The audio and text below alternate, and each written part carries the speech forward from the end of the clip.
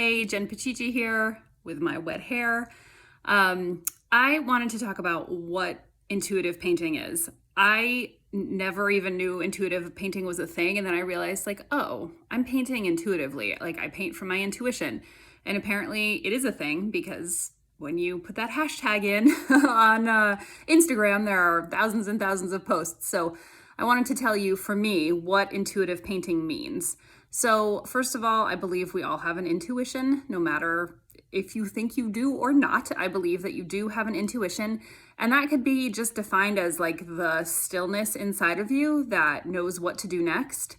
And I write a lot and teach and talk about how to do that, but I also think you can use it in your creative practice. Of course, I'm a painter, artist, so that's how I use it, but you could use it in any creative pursuit or even in like parenting or, I mean, really anything.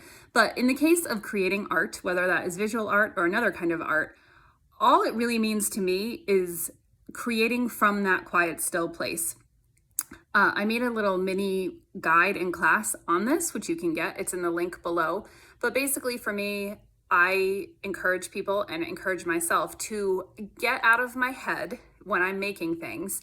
If you have started any kind of drawing or creative endeavor, you may find yourself crumpling up the paper, throwing it away, being embarrassed to show people, giving up easily, not wanting to waste supplies because you're not good enough. So if any of that sounds familiar, you may enjoy the freedom of creating intuitively, because it's about getting still, like quieting your mind and your body, just getting quiet before you begin.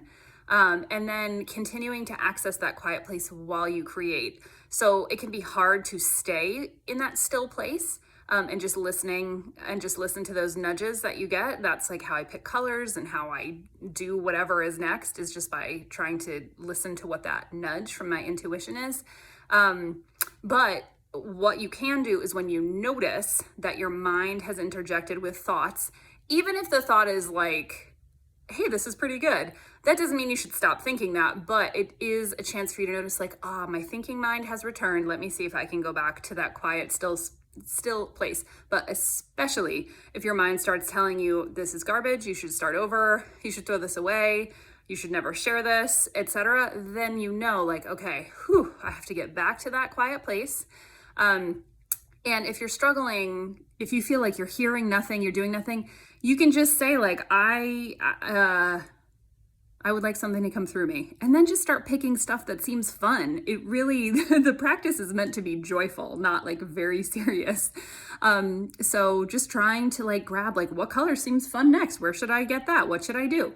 And that's all intuitive painting is to me. It's actually quite simple, but then you can apply it in a lot of areas, and I hope to talk about that in the future. But if you have any questions, drop them in the comments.